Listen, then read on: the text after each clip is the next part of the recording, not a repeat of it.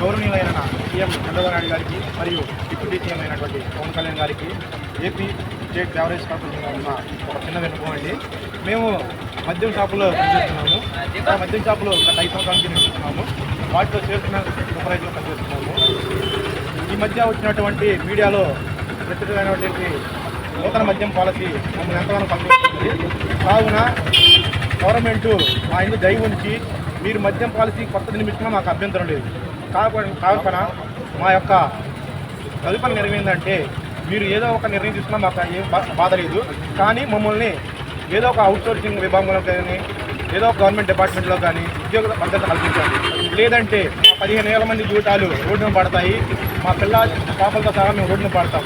కావున మీరందరూ సీఎం గారు డిప్యూటీ సీఎం గారు మా ఎందుకు దయ ఉంచి మీరు ఈ నిర్ణయం ఉద్యోగ భద్రత కల్పిస్తారని కోరుకుంటున్నాము.